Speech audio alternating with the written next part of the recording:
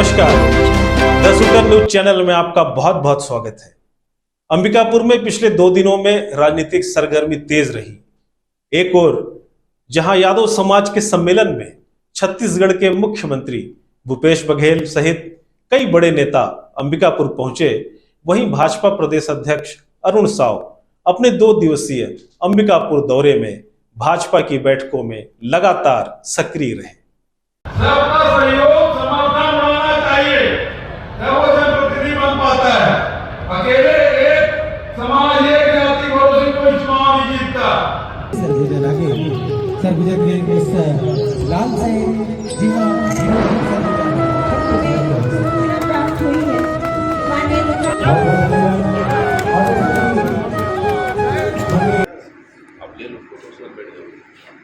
यादव समाज के संभागीय सम्मेलन में मुख्य अतिथि के रूप में पहुंचे मुख्यमंत्री भूपेश बघेल का सरगुजा संभाग के 5 सामान्य सीटों में से एक सीट यादव समाज को देने की बात कहना जहां चर्चा का विषय रहा, वहीं यूपी के पूर्व सीएम अखिलेश यादव का आखिरी समय में कार्यक्रम में शामिल न होना भी कई सवाल छोड़ गए।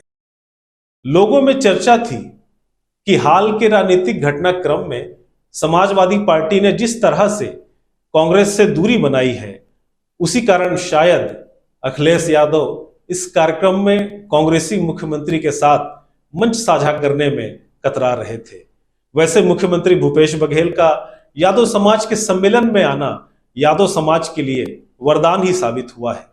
यादव समाज के लिए कई प्रकार की घोषणाएं करने के अलावा मुख्यमंत्री ने समाज के मन की बात भी कह डाली और सरगुजा संभाग की 5 सामान्य सीटों में एक सीट यादव समाज को देने की बात कहकर सरगुजा संभाग की राजनीति में एक नया दांव खेल दिया।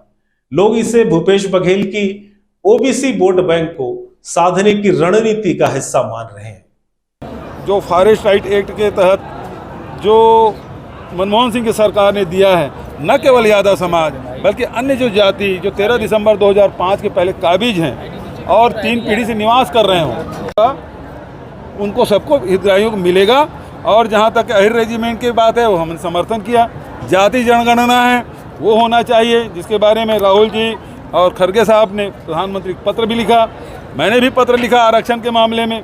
और यहाँ यादव समाज के भवन बनाने के लिए 50 लाख रुपए देने की घोषणा देता हूँ। समाज के लोगों के द्वारा जनसंख्या के आधार पर और टिकट की भी मांग की जा रही है, इस पे क्या विचार करेगी भारतीय? निश्चित रूप से हम विचार करेंगे, सब समाज को साथ लेकर चलेंगे और सबको मिलकर एक अच्छा छत्तीसगढ़ बनाने का, एक खुशहाल और समृद्ध छत्तीसगढ़ बनाने के लिए सबका साथ आवश्यक है। और हमारे तो प्रधानमंत्री जी का मूल मंत्र है सबका साथ, सबका विकास, सबका प्रयास, और सब मिलकर छत्तीसगढ़ महतारी को आगे बढ़ाने का काम करें। यादव समाज के सम्मेलन में हेल्थ मिनिस्टर टीएस सिंहदेव मुख्यमंत्री भूपेश बघेल से भी एक कदम आगे बढ़कर उस समय घोषणावीर बन बैठे जब उन्होंने यादव समाज को अपनी सीट अंबिकापुर से टिकट देने की बात कह डाली।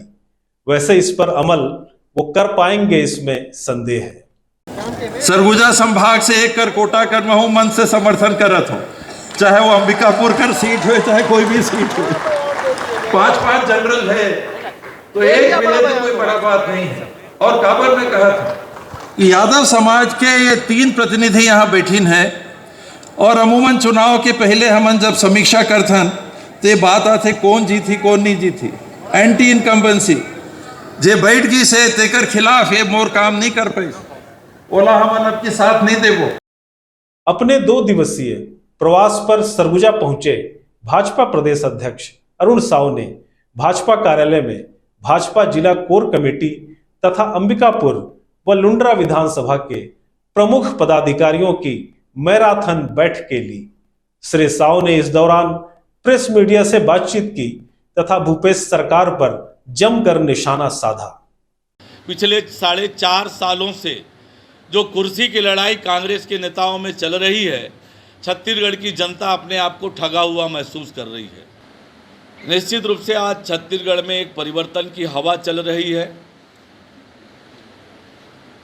और 4.5 सालों में राज्य की कांग्रेस सरकार ने जो हर वर्ग को ठगने का काम, धोखा देने का काम किया है, जन घोषणा पत्र के कोई वादे पूरे नहीं किए हैं।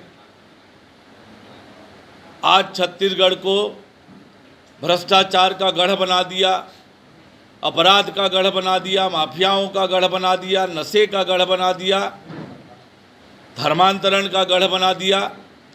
विकास के सारे काम पूरे छत्तीसगढ़ में ठप हैं। इसको लेकर राज्य की जनता में आक्रोश है और छत्तीसगढ़ की जनता परिवर्तन चाहती है।